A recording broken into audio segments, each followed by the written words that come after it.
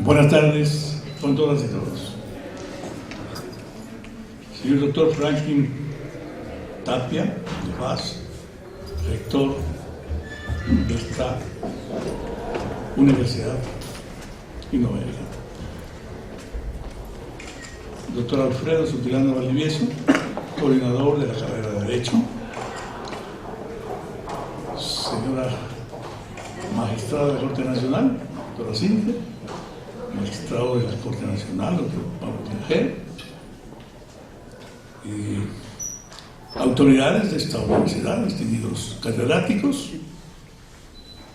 señores estudiantes, invitados especiales. Muchísimas gracias, señor rector, señor decano, por esta gentil invitación para esta conferencia que me permite empezar mi retorno a la academia. Y sí me he invitado, y muchas gracias también por esos generosos conceptos sobre mi persona que expresó el señor rector. Muchas gracias, muy gentil, ¿no? Se me ha pedido que hable sobre los cambios fundamentales en los procedimientos que trae el Código Orgánico General de Procesos, COGEP, ¿no? De tal manera que mi conferencia va a versar sobre ese tópico. Y para tener más claridad sobre estos cambios, me parece pertinente el referirnos a las deficiencias e inconvenientes que tenía, por ventura, el sistema escrito del Código de Procedimiento Civil, cuya vigencia terminó el 22 de mayo de este año. ¿Cuáles eran esas deficiencias? Había un exagerado número de procesos, de trámites, ¿no? Dicen algunos colegas que había entre el Código de Procedimiento Civil y otros códigos y leyes alrededor de 80 trámites, ¿no? Había el proceso, el juicio ordinario, el sumario, el ejecutivo, pero había una infinidad de trámites especiales que creaban más bien confusión. En ese sistema escrito se permitía un incidentalismo extremo, porque había una libertad absoluta para interponer recursos de cualquier providencia, ¿no? Salvo los pocos casos en que la ley no lo permitía. Entonces, obviamente que se interponían recursos, ¿no?, para dilatar el proceso, ¿no? Y eso permitía el sistema escrito. Ese sistema escrito permitía una deslealtad procesal que no la podía controlar el juez, ¿no?, especialmente en lo que tenía que ver con la prueba. Permitía la prueba sorpresa, sorpresa para la otra parte, sorpresa para el juez, porque se podía presentar prueba el último día del término de prueba y el último minuto, ¿no? Se permitía la prueba para dilatar el proceso. ¿Cómo? Porque se podía pedir declaraciones, por ejemplo, testimoniales en el último rincón del Ecuador, ¿no?, en varias ciudades del Ecuador, ¿no?,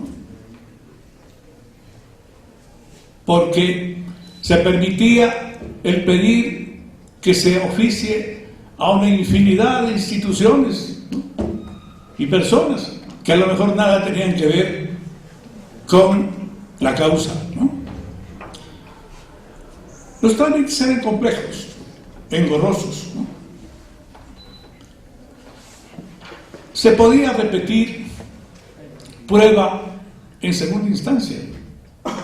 Si en primera instancia habíamos pedido y se había realizado una inspección judicial, podíamos repetirla en segunda instancia, ¿no? Todos estos inconvenientes y deficiencias se acabaron con el nuevo Código General de Procesos. Se acabó la prueba sorpresa. Atrás quedó la prueba para dilatar el proceso. Se acabaron los recursos para dilatar el proceso. Se acabó la repetición de pruebas inútiles e innecesarias. Es decir, con el COGEP tenemos un cambio radical, no solamente un cambio normativo, sino un cambio en la cultura judicial, un cambio en el servicio de administración de justicia del Ecuador. Y de eso vamos a hablar. De eso se me ha pedido hablar. Y por eso quiero puntualizar cuáles son los principios rectores que rigen la normativa del COGEP. Obviamente hay que destacar en primer lugar que este código tiene y observa y desarrolla todos los principios constitucionales que ustedes conocen, ¿no? De celeridad, de inmediación, de concentración, de simplificación, ¿no? De publicidad, etc.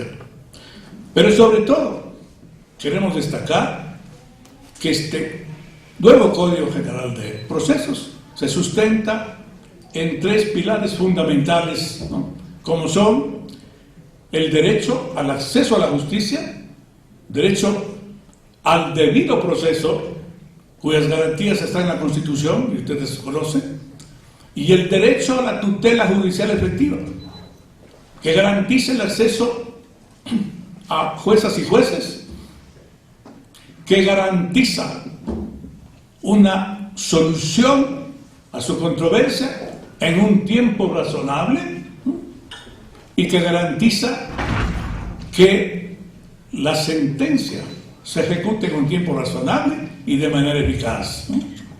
En estos principios fundamentales, pues, se rige el Código General de Procesos. Pero debemos destacar principalmente este punto de la oralidad. Ustedes conocen que la Constitución de la República desde 1998 y la vigente establecen que en el Ecuador todas las causas, en todos los niveles y diligencias, ¿no?, se tramitarán con el sistema oral. ¿Y cuáles son los valores fundamentales de la oralidad, ¿no? En primer lugar, la concentración, ¿no?, que significa tramitar la causa en el menor número de diligencias posibles, como lo vamos a ver inmediatamente. Otro valor fundamental es el de la inmediación, ¿no?, que establece y permite que el juez, que el juzgador esté en relación y contacto directo, ¿no?, con las partes y con la prueba, y que pueda resolver en audiencia. Y otro valor fundamental de la oralidad es la transparencia, porque el juez en audiencia, en relación directa, reitero, con las partes y las pruebas, ¿no?, tiene que dictar su resolución. Solamente en casos complejos se permite suspender para reinstalar la audiencia y dictar su resolución. Siempre la dictará en audiencia, no allá en apartado en su oficina, ¿no? Siempre en presencia de todos los sujetos procesales. Y obviamente otros valores de esta oralidad son la agilidad y la certeza, como vamos a ver al final de esta conferencia. Pero debo recalcar que en realidad el sistema del COGEP es visto porque no todo se hace en audiencia, obviamente. La demanda, la consideración de la demanda se hace por escrito, ¿no? La fundamentación de los recursos se hace por escrito. Si bien la resolución, la decisión se pronuncia en audiencia,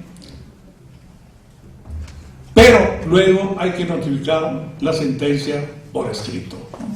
Pero lo importante que tenemos que recalcar es que, de acuerdo al COGEP, ¿no?, la justicia que establece este nuevo código es una justicia en audiencia, porque la decisión la pronuncia el juzgador en la mismísima audiencia oralmente, ¿no?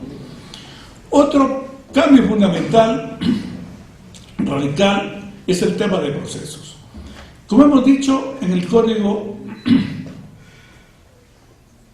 de Procedimiento Civil y más códigos y leyes se contaban alrededor de 80 trámites.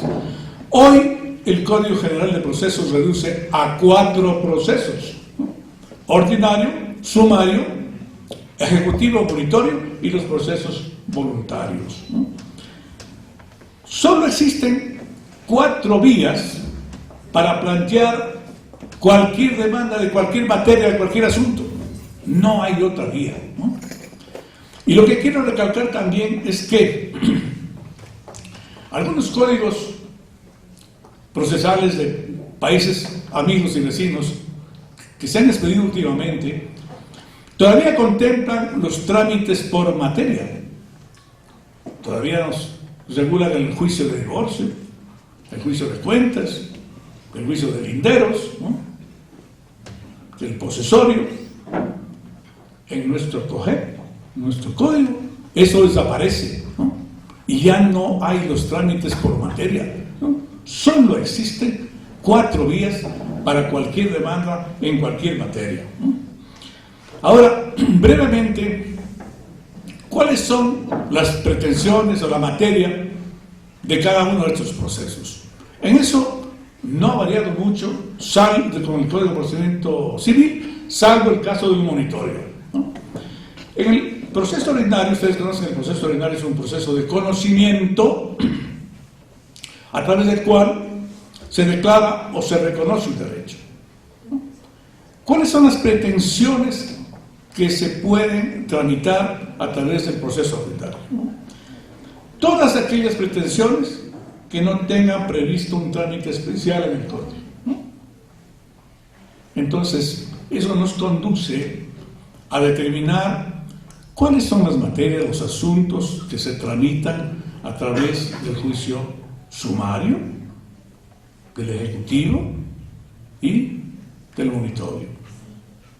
Todo lo que no esté expresamente contemplado para esos procesos debe tramitarse en proceso ordinario. Si quiero tramitar una reivindicación, si no la encuentro en el proceso sumario ni en los otros, significa que debo tramitar el proceso ordinario. Si quiero tramitar una prescripción extraordinaria adquisitiva de dominio, no la voy a encontrar en el sumario ni en los otros, debo tramitar en proceso ordinario. En materia de lo contencioso tributario y contencioso administrativo, también se tramitan a través, ya sea de proceso ordinario o de proceso sumario, dependiendo de la materia. En lo contencioso tributario, por ejemplo, se tramitan en procedimiento ordinario las acciones de impugnación contra reglamentos, contra ordenanzas, etc., ¿no? Y en lo contencioso, el doctor Pablo me dirá, me parece que en principio son todas las acciones, todas las materias, salvo el silencio en ejecución, silencio positivo y otras pocas acciones por ahí, ¿no? Pero ven ustedes que inclusive en estas materias complejas, como lo tributario y lo contencioso administrativo, igual se tramitan o en proceso ordinario o en proceso sumario, ¿no? En el caso del proceso sumario, que también es un proceso de conocimiento, no ha variado mucho respecto al Código de Procedimiento Civil, ¿no? Aquí, para poner por ejemplo, se tramitan las acciones posesorias, acciones de linderos, de servidumbre, la prestación de alimentos, el divorcio contencioso, ¿no? Los casos de oposición a los procedimientos voluntarios. Esto es importante, ¿no? Porque, por ejemplo, se ha previsto que el juicio de partición, en principio, es un juicio de procedimiento voluntario. Pero les aseguro que siempre va a haber oposición, ¿verdad? Son complejos, ¿no? Entonces, vamos al procedimiento sumario, ¿no? Y también las controversias generadas por falta de acuerdo en el precio para el pago de expropiación son parte del proceso sumario. En el Ejecutivo hay también algunas novedades, ¿no? Obviamente que para que se pueda tramitar el juicio ejecutivo tiene que haber un título ejecutivo y la obligación ejecutiva, ¿no? La ley señala cuáles son los títulos ejecutivos. Pero es que no hay duda, ¿no? Si no está señalada en la ley, no podemos crear un título ejecutivo. Son los que determina la ley. Ustedes saben, antes estaba la confesión, ahora se llama declaración de parte, la letra de cambio, el pagaré, el mutuo, testamentos, etc., ¿no? Pero hay algunas novedades en cuanto a este procedimiento ejecutivo, ¿no? Que ahora solo se puede oponer a la demanda del juicio ejecutivo con las excepciones que expresamente estén señaladas en la ley. Antes, en cambio, podíamos interponer cualquier excepción. Ahora no. Las que están expresamente señaladas en la ley, que desde luego son bastantes, ¿no? También la apelación, en principio, es en efecto no suspensivo. No suspensivo. Se ha criticado mucho ese punto, ¿no? Pero si quiero que se suspenda la ejecución, o debo consignar el valor o caucionar el valor, ¿no? Esas dos posibilidades. Y no hay casación, ¿no? Claro que en la práctica, como paréntesis, hay asuntos complejos en el juicio ejecutivo, ¿no? Y que se pueden presentar todavía, ¿no? Recuerdo que cuando trabajamos en la Corte Suprema, tuvimos algunos casos, ¿no?, de pagaré en el que no había provisión de fondos, ¿no? ¿Verdad que cuando vamos a un banco nos hacen un préstamo y antes de que nos entreguen el dinero nos hacen firmar a veces más de un pagaré, ¿no? Y después dicen ya le acredito la cuenta, ¿no? Han habido casos en que nunca han acreditado los fondos, ¿no? Y sin embargo existe el pagaré, existe el título, es un título ejecutivo, yo lo puedo demandar en vía ejecutiva, ¿no? Pero no me han dado la plata, ¿no? No me han dado dinero, ¿no? Eso ya no es juicio ejecutivo, no es título ejecutivo. No puede tramitarse en el juicio ejecutivo, ¿no? Tendría que ser en un juicio ordinario, ¿no? Y claro, el problema también en la práctica es cuando el título ejecutivo ha circulado. Eso sí es grave, porque ahí no hay cómo investigar la causa, ¿no? Tengo que pagar y luego veré cómo recobro esa plata, ¿no? En el caso de que el título haya circulado, ustedes saben que una letra de cambio circula por endoso, igual lo pagaré, circula por endoso, ¿no? Y si ha circulado, tengo que pagarle al actual tenedor del título, ¿no? No importa que no le hayan dado fondos, ¿no? Eso es grave. Y la novedad que hay en cuanto a procesos es la de el proceso monitorio. Novedad desde luego para nuestra legislación, pero para otros países y para Europa eso es viejo, ¿no? Se tramita por el procedimiento monitorio el cobro de una deuda determinada en dinero, ¿no? En dinero, bajo algunas exigencias, ¿no? Que la deuda de dinero sea líquida, pura, de plazo vencido, exigible, ¿no? Que el monto de la deuda no exceda de 50 salarios básicos unificados, ¿no? que conste en un título que no sea ejecutivo, porque obviamente es ejecutivo, lo demás no sería ejecutivo, ¿no? Y además que debe acompañarse el documento de prueba, ¿no? El trámite es muy sencillo, ¿no? Porque se presenta la demanda con este documento de prueba y el juez dicta un auto interrogatorio de mandamiento de pago, ¿no? Mandamiento de pago, y se cita, ¿no?, al deudor. Si no comparece dentro de los 15 días y si no paga, ¿no?, ese mandamiento de pago se ejecutaría y puede empezar la ejecución con el embargo, ¿no? Y obviamente si comparece, ¿no?, ahí sí se convoca a una audiencia única con dos fases, que es la de saneamiento y la de juicio, ¿no? Otro principio rector que establece un cambio radical del sistema escrito al oral es el de la simplificación de trámite. En el proceso ordinario, ¿no?, todo el trámite se concentra en dos audiencias, en la preliminar y en la de juicio. Y en los otros procesos, una sola audiencia con dos fases, la preliminar y la de juicio, ¿no?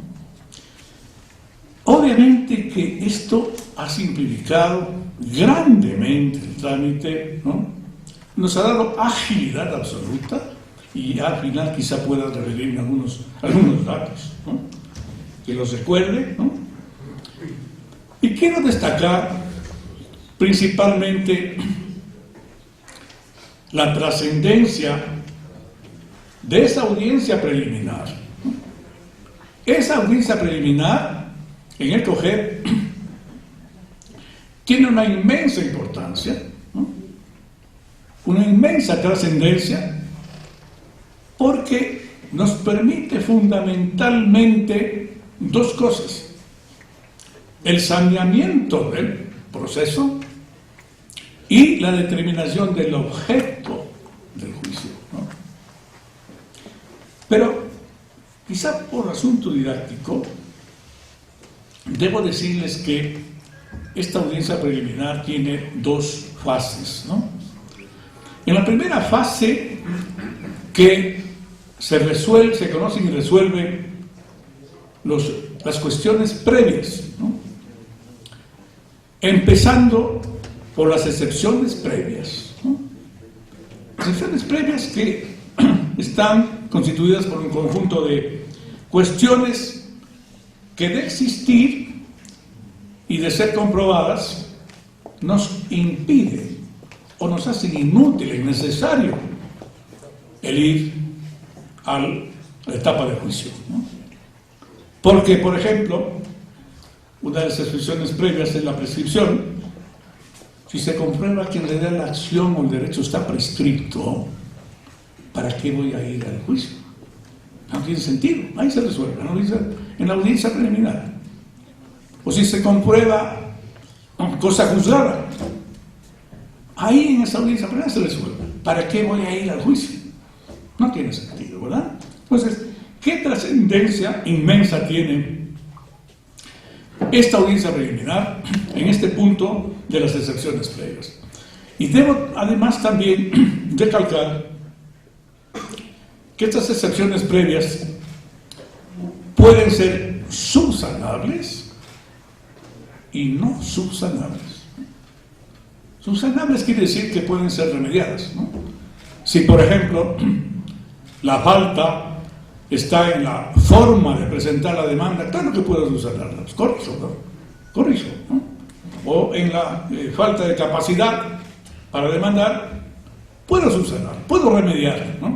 Y para eso el Código establece un término de 6 días para remediar esto, y le da 10 días también al demandado para que pueda contestar la demanda, ¿no? Pero hay otras excepciones previas que son insubsanables, ¿no? Como diga usted, la competencia. Claro, el asunto de competencia después no puedo subsanar, ¿no? Y hay otras que llaman de puro derecho. Desde luego, no está claro en la práctica, ¿no? Y la doctrina, al fin, bueno, es una excepción de puro derecho. A lo mejor la de cosa juzgada, ¿no? Pero igual, yo tengo que comprobar que ya ha habido un juicio, que hay identidad de subjetiva, objetiva y de causa, ¿no? Y que hay una sentencia ejecutoriada. Tengo que probar eso, ¿no? Y obviamente, aprobado eso, ya no tiene sentido tramitar la segunda fase, la de juicio, ¿no? Entonces, miren ustedes la trascendencia inmensa que tiene esta audiencia preliminar. En esta audiencia preliminar también se determina, el juez determina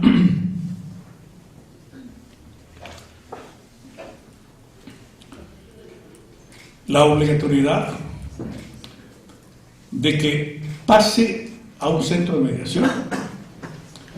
También es obligatorio el que el juez procure la conciliación, ¿no? Y luego de todo eso pasamos a una segunda fase de esta audiencia preliminar, en la que se vuelven a anunciar las pruebas, ¿no? En la que el juez califica la prueba. Perdón. El juez en esta audiencia preliminar admite o inadmite las pruebas. Miren lo importante, ¿no? No es que deja pasar toda prueba, califica la prueba y obviamente serán calificadas aquellas pruebas que sean pertinentes, que sean útiles y que sean necesarias, ¿no?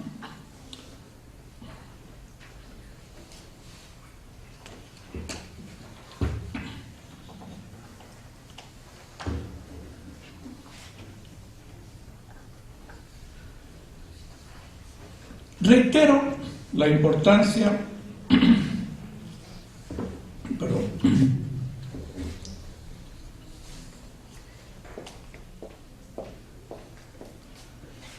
la importancia de esta audiencia preliminar, ¿no?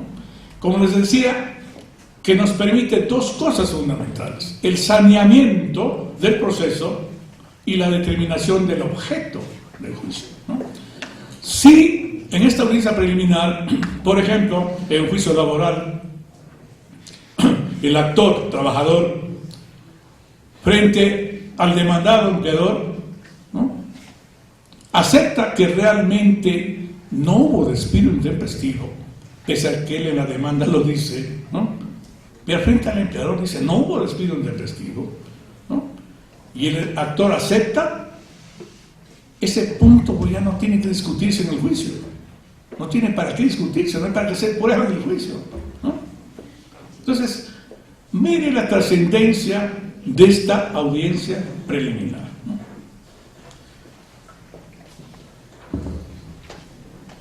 Otro principio rector fundamental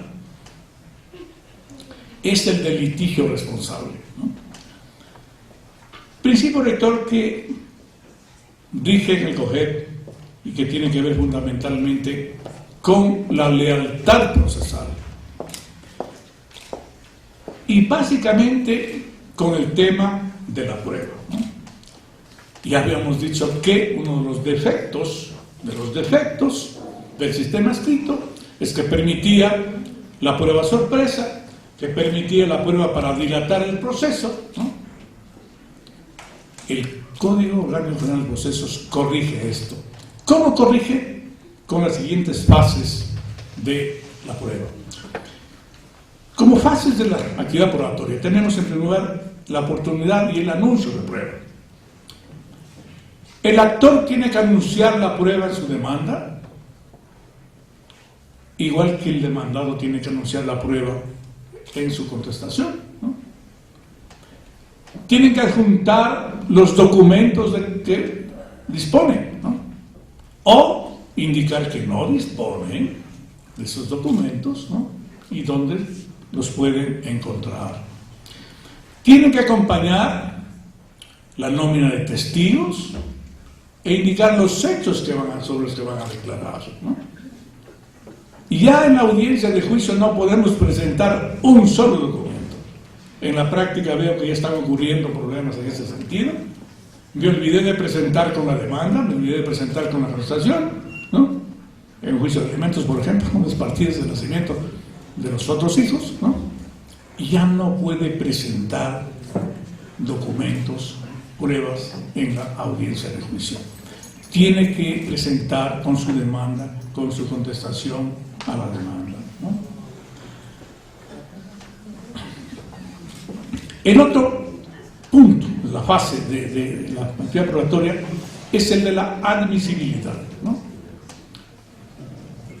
Como les comentaba un rato antes, el juez, el juzgador, en la audiencia preliminar, tiene que calificar la prueba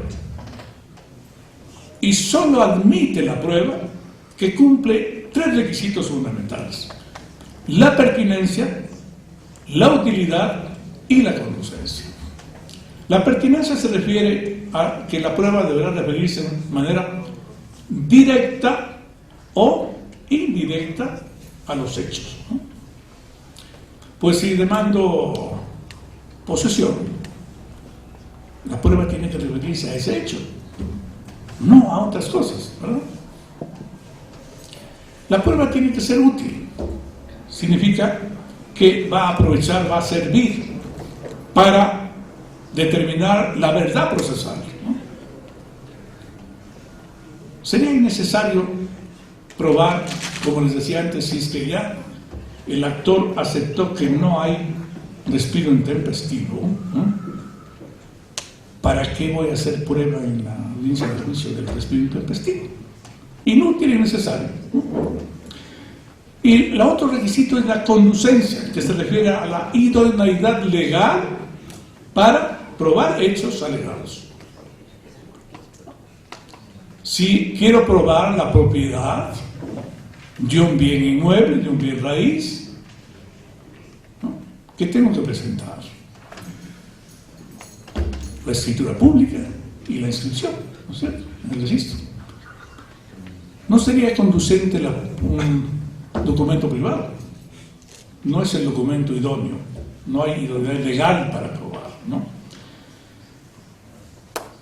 Otra tercera fase en esta actividad probatoria es la ordenación de medidas respecto a la prueba, ¿no?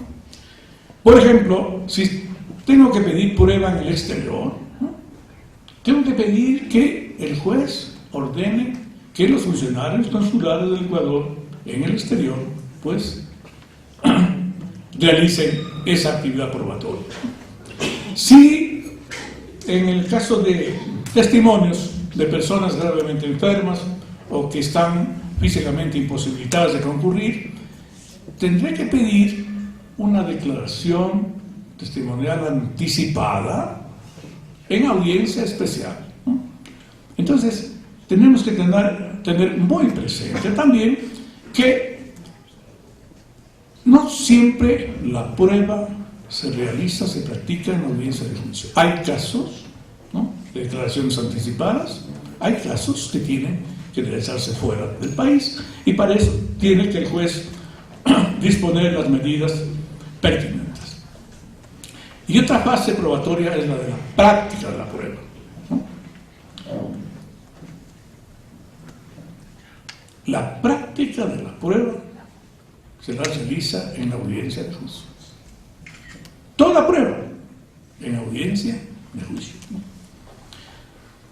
Ya no podemos hacer lo que en el sistema escrito hacíamos, agregar un escrito abundantísima prueba, ¿no?, y le pedíamos al juez que disponga que se agregue al proceso, que se tenga por reproducida en todo lo que me fuere favorable. Esa práctica se acabó. La prueba tiene que practicarse en audiencia, en presencia de los sujetos procesales y del juez. Ahí tengo que demostrar los hechos que alego y convencer al juez de esos hechos, ¿no? Y claro, para ello vale la pena referirnos brevemente a los medios de prueba y quizá las novedades que hay en estos medios de prueba, como la prueba testimonial, que es la declaración que rinde una de las partes o un tercero, ¿no? Ahora ya no hablamos de confesión de la parte, sino de declaración de parte y de testigos, ¿no? Esa es la declaración. Y ya no podemos, para la prueba testimonial, presentar los pliegos de posiciones que presentábamos por la confesión, o presentar el pliego de preguntas, ¿no? Esta prueba testimonial se practica en la audiencia a través de interrogatorio y contrainterrogatorio oral, en ese momento que tiene que hacer el abogado al juez que presenta de su parte, ¿no? Y a otra parte le puede contrainterrogar, ¿no? Se acabó los pliegos de posiciones o de preguntas, ¿no? El juez no puede hacer preguntas, pero sí puede pedir que se aclaren ciertas respuestas, ¿no? Y el juez puede ordenar que responda, ¿no? El juez acepta o rechaza las objeciones que hacen las partes, ¿no? Y hablando de las partes tienen dos facultades que me parecen importantes en cuanto a la prueba testimonial. La una, negarse a responder preguntas cuando les acarrea responsabilidad penal personal o de sus parientes hasta el cuarto grado de consanguinidad o segundo de afinidad. Y segundo, pueden objetar las preguntas, ¿no? Y la objeción es una facultad de impugnación de las preguntas, ¿no? En la prueba testimonial. Es un medio para ejercer el derecho de contradicción, ¿no? Y evitar que se introduzcan preguntas para engañar al juzgador o para ocultar la verdad. Y en todo caso, lo que debe pretenderse con estas objeciones es descubrir la verdad procesal, ¿no? También puede objetar, las partes van a objetar las respuestas, ¿no?, que no están de acuerdo a las preguntas que se han hecho. En cuanto a la prueba documental, hemos dicho ya, todo documento del que dispongamos tiene que acompañarse a la demanda, contestación a la demanda, ¿no? No podemos presentarlo luego en la audiencia de juicio, ¿no? Y como aclaración, tal vez, ¿no?, el documento no solamente es el escrito en papel, ¿no es cierto? También el documento es una fotografía, es un cuadro, es una escultura, ¿no? No importa el material, ¿no? Todos son documentos. La fotografía es un documento simplemente representativo, porque no tiene declaración alguna, ¿no?, de hecho o de derecho, ¿no? Pero también es una prueba, ¿no? Y hay documentos declarativos de hecho o de derecho, como los contratos, testamentos, etc., ¿no? Y quiero en este punto también recalcar que siempre debemos diferenciar, hacer una diferencia entre el documento y la declaración del contenido, ¿no? En los documentos declarativos, una cosa es el documento y otra cosa es el contenido. Por eso es que una cosa es la nulidad de la escritura y otra cosa es la nulidad del contenido del contrato, ¿no? Eso siempre deberíamos tener presente, ¿no? En cuanto a la prueba pericial, también hay algunas novedades, ¿no? Actualmente el perito es un experto que debe estar acreditado en el Consejo de la Judicatura, ¿no? persona natural o jurídica, tiene que estar, para ser perito, tiene que estar acreditado en el Consejo de la Judicatura, ¿no? Y el informe que presente este perito tiene que ser sustentado en la audiencia de juicio, ¿no? Y ya no puede el perito simplemente enviar allá su criterio, ¿no? Su informe, ¿no? Tiene que ser sustentado en la audiencia. Y en la audiencia de juicio, las partes lo pueden preguntar, ¿no? Lo pueden interrogar, ¿no?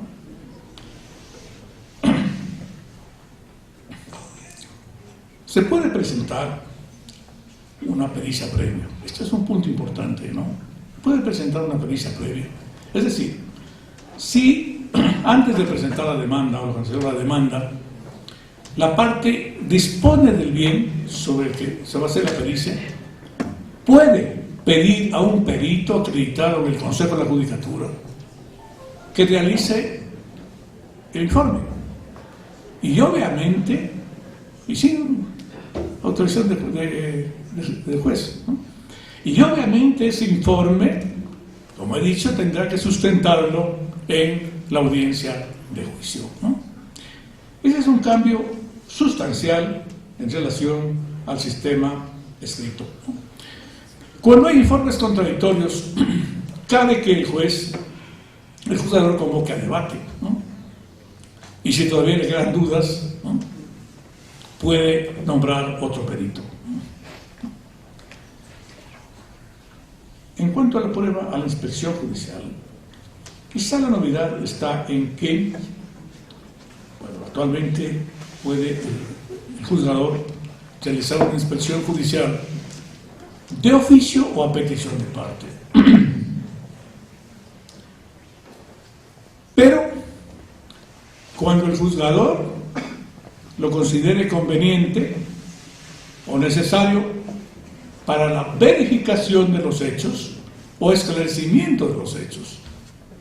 Es decir, está a juicio del juzgador aceptar o no la inspección judicial, ¿no? Y también otra novedad, se puede pedir inspección judicial como diligencia preparatoria. Hay que sortear al juez. Y ese mismo juez que conoció y que hizo la inspección judicial como diligencia preparatoria es el competente para conocer el juicio principal.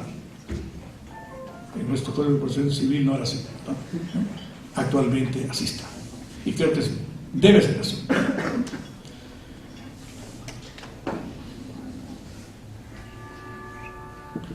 Prueba en segunda instancia. Les decía que en el sistema escrito se podían repetir las pruebas. La misma prueba que hice en la primera instancia la podía volver a pedir en la segunda instancia, ¿no? En la actualidad ya no se puede hacer eso, ¿no? Sí cabe prueba en segunda instancia en dos casos, ¿no? Exclusivamente cuando se trata de acreditar hechos nuevos, ¿no?, que son aquellos que habían ocurrido con anterioridad a la demanda, cuando se hacía la demanda, pero que no fueron conocidos por el actor ni por el demandado al momento de demandar. Y obviamente eso tendrá que probar, ¿no? Esos son hechos nuevos, ¿no? Sí ocurrieron antes de la demanda, ¿no?, pero no fueron conocidos por el actor ni demandado, ¿no? Y en segundo caso, cuando la prueba pudo ser conocida después de la sentencia de primera instancia, solo en esos casos se puede pedir prueba en segunda instancia, ¿no? Y en cuanto a la apelación, les decía que en el sistema escrito hubo un sistema que podríamos decir libre o abierto para interponer recursos, porque se podía interponer recursos de cualquier diligencia, de cualquier providencia, ¿no?, salvo las que la ley mencionaba que no se podía realizar, ¿no? Abierto, ¿no? Entonces ese era un medio para dilatar el proceso, ¿no? para demorar la resolución. Actualmente está al revés las cosas, ¿verdad?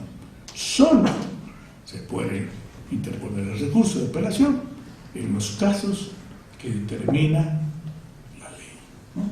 La ley, ¿no? Y ya no hay libertad de interponer el recurso cuando se me acusa, ¿no? En segundo lugar, antes interponíamos el recurso de apelación con una palabra, ¿no? Y en segunda instancia, si bien el Código de Procedimiento Civil decía que hay que formalizar el recurso, en la práctica nunca se hacía, ¿no? No se hacía y sin embargo el recurso caminaba, ¿no? Actualmente, este recurso de apelación tiene que ser debidamente fundamentado. Y si no está fundamentado, el juzgador lo rechazará. Y quiero comentarles finalmente que hay algunas inquietudes sobre el Código General de Procesos. Obviamente, toda normativa nueva generan dudas, inquietudes, quizás hay ambigüedad en algunos puntos, ¿no?, que tenemos que irlos aclarando, ¿no? Y recuerdo esto justamente al hablar de la apelación, ¿no? ¿Qué inquietudes respecto a en qué momento debemos apelar? ¿No? El artículo 256 del COGEP establece que la apelación se la da en la audiencia, es decir, en el momento en que el juez pronuncia su resolución en la audiencia de juicio. Cuando pronuncia oralmente, ahí las partes deben apelar.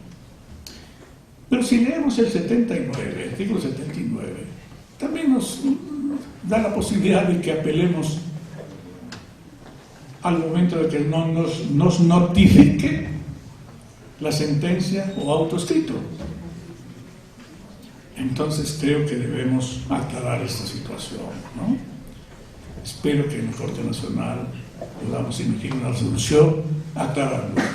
Porque, me explico, si por ejemplo a la audiencia de juicio no pudo concurrir el demandado, porque si no concurre el actor, pues ahí se termina el juicio, ¿no? Pues si no concurre el demandado, sigue el juicio, ¿no? No concurre el demandado, ¿no?, por alguna razón de fuerza mayor, y luego le notifican la sentencia escrita, ¿no?, a nuestro modo de ver, ese señor no pierde el derecho de impugnar, no puede perder. Lo que ha perdido es el derecho a las diligencias en esa audiencia, pero no el derecho a recurrir, ¿no? Entonces podrá recurrir, deponer el recurso de apelación en el momento en que se le notifique la sentencia. Y tenemos otra duda, también inquietud en este aspecto, ¿no? Si se pronunció la resolución en la audiencia y luego se notifica por escrito, ¿no?, pero en la sentencia escrita no constan todos los puntos que se resolvieron en la audiencia, ¿podrán apelar las partes? ¿No? Eso es lo que tenemos que dilucidar, a nuestro modo de ver, tal vez sí. Entonces, yo les invito a que la academia, la universidad, la Facultad de Derecho, los catedráticos, los estudiantes, nos hagan llegar inquietudes a la Corte Nacional sobre el alcance de ciertas normas del COGEP. El Pleno de la Corte Nacional de Justicia tiene una facultad, una competencia que me parece de mucha trascendencia en estos momentos de vigencia de un nuevo código, ¿no?, que es la de dictar resoluciones con carácter general y obligatorio, ¿no?, en casos de duda o oscuridad de la ley, ¿no? Es decir, somos colegisladores, ¿no?, podemos legislar a través de esta resolución, ¿no? Muchísimas gracias, muy gentiles, ¿no? Y si van a haber preguntas, sí, las hay. les ruego.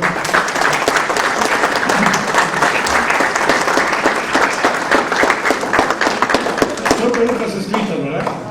Pero les iba a decir que con muchísimo gusto respondo a las preguntas que pueda, ¿no? Pero habrá a lo mejor algunos puntos en los que tengan que profundizar más, ¿no? y les iba a pedir que me pongan el correo, ¿no? O les dirijo el correo de la institución, ¿no? ¿Mejor? Y rápido con eso.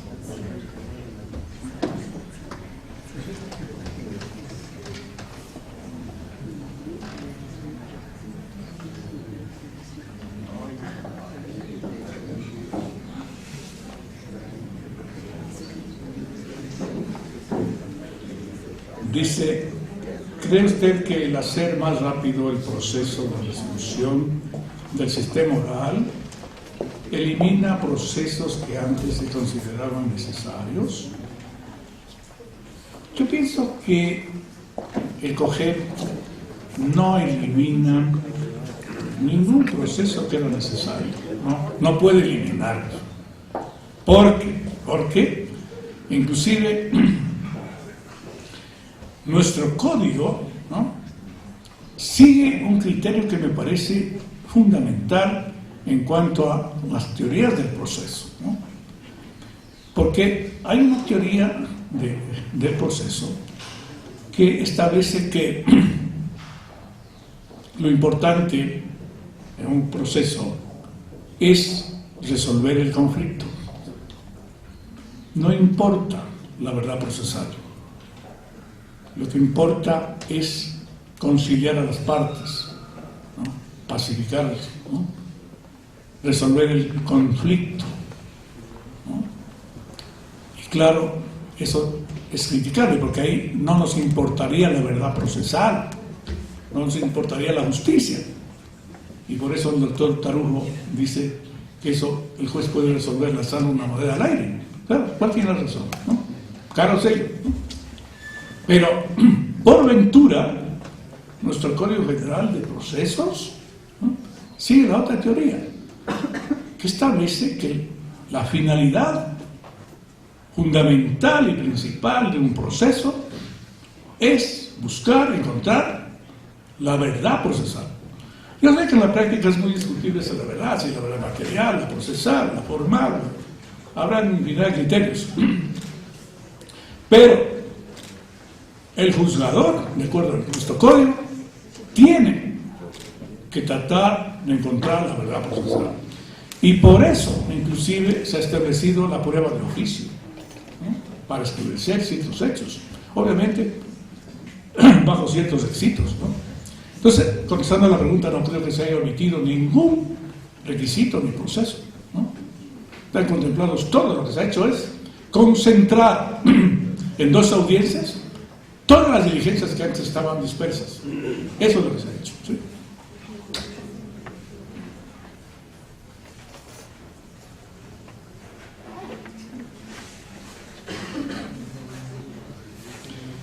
Con el COGEP, ¿cuándo se determina títulos ejecutivos y cuáles no? Yo les decía que en cuanto a títulos ejecutivos el asunto es muy claro, ¿no? Es la ley la que determina cuáles son títulos ejecutivos. No podemos inventarnos un título ejecutivo, ¿no? Es la ley. Están los títulos ejecutivos en el Código General de Procesos, ¿no? Está mencionado ahí la declaración de parte, el mutuo, está ahí con otro término, ¿no? Letra de cambio, el pagaré, transacciones, etc. Pero hay otras leyes que determinan también títulos ejecutivos. Ley de propiedad horizontal, ley de instituciones financieras, etcétera, ley de compañías, que determinan otros títulos ejecutivos. Pero el asunto es muy simple, no podemos perdernos, ¿no? Los títulos ejecutivos son los que determina la ley. No podemos inventarnos un título ejecutivo, ¿no?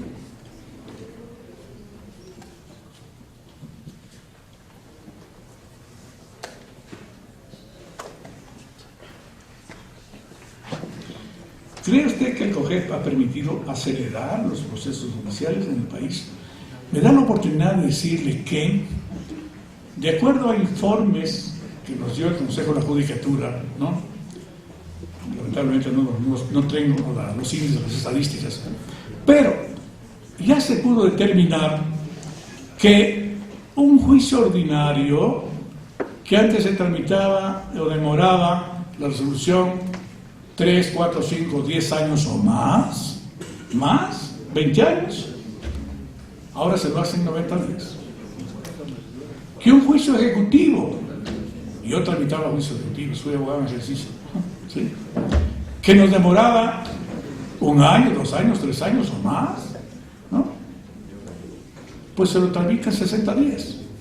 Entonces, evidentemente, esa es una inmensa complacencia nuestra, digo, de la Corte Nacional, del Consejo de la Judicatura, porque la Corte Nacional participó, ¿no?, en la elaboración del proyecto de Código General de Procesos.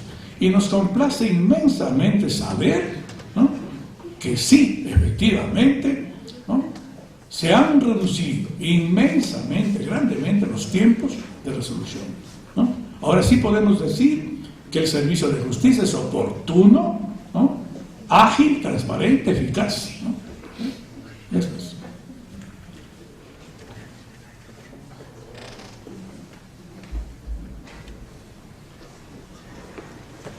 ¿Cree usted que el COGEP tendrá una aceptación o utilizarlo como modelo para la justicia latinoamericana?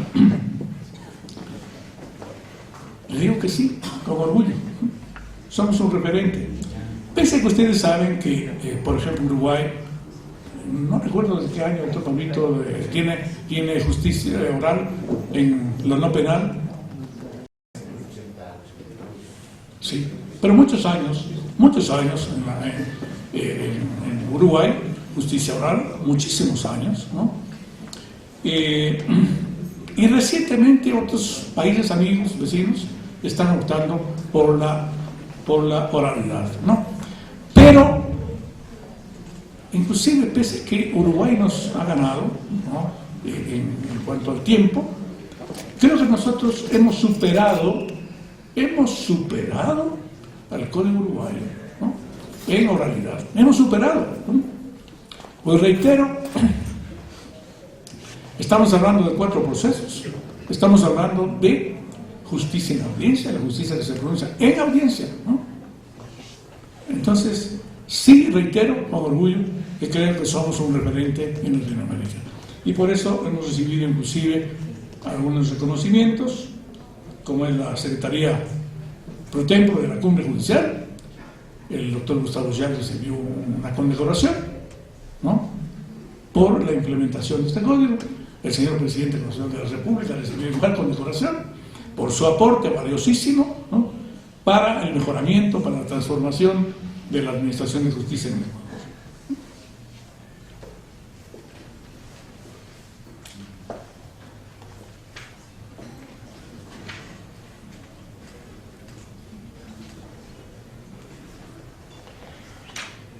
Me devuelve la pregunta, dice que cómo puede hacer para cobrar, para no pagar una deuda que el banco nunca le depositó, ¿no es cierto?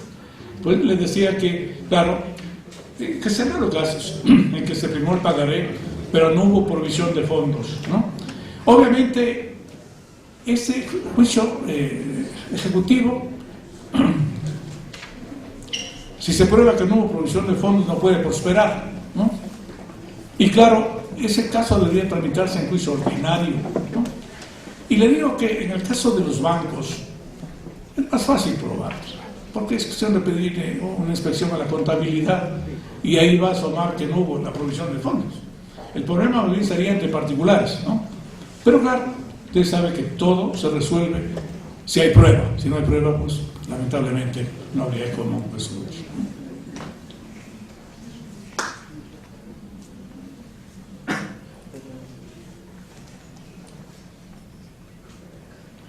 Dice que en la audiencia preliminar únicamente se ha de presentar los nombres de los testigos o deben de decir lo que han de justificar. Bueno, los hechos obviamente están en la demanda. Está en lo que ¿qué es lo que demanda? ¿No? Ahí están los hechos, o en la acusación de la demanda, ¿no? Y lo que dice la ley es que, claro, tiene que adjuntarse la nómina de testigos y los hechos sobre los que van a aclarar. Pero los hechos son los que alegan el actor y los que alega el demandado, ¿no? sobre esos hechos. Son los que tiene que declarar.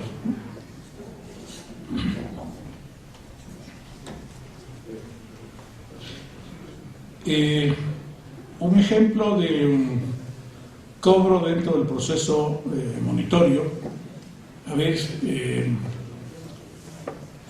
está en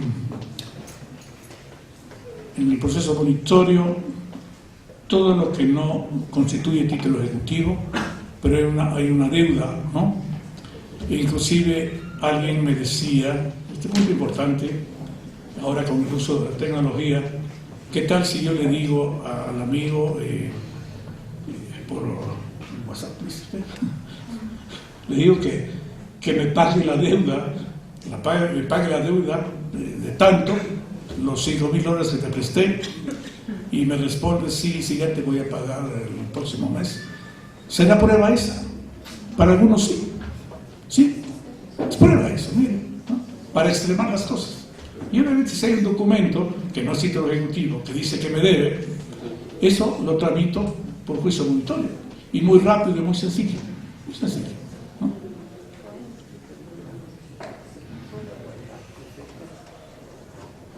Bueno, ¿cuál es la diferencia entre conciliación y mediación? La conciliación se da en el proceso, ¿no? En el proceso, ¿no? Obviamente el juez llamará a que los jueces traten de solucionar ese momento el tema, ¿no? Y si llegan a un acuerdo, pues, eso se aprueba o con sentencia o con auto, de acuerdo si es la conciliación total o parcial, ¿no? Y la mediación es otra cosa, porque eso va a un centro de mediación, ¿no? Es otra cosa, es distinto, ¿no? Esa es la diferencia que me pide que le diga.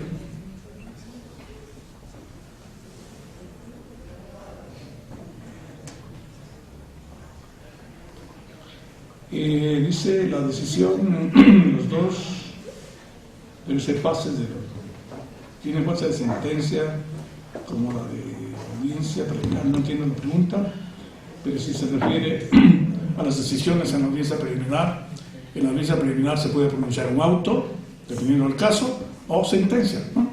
¿Sí? Si se está resolviendo los asuntos, dice la ley que pronunciará sentencia, o si no, un auto interlocutorio, ¿no? Muy bien, muchísimas gracias, muy gentiles.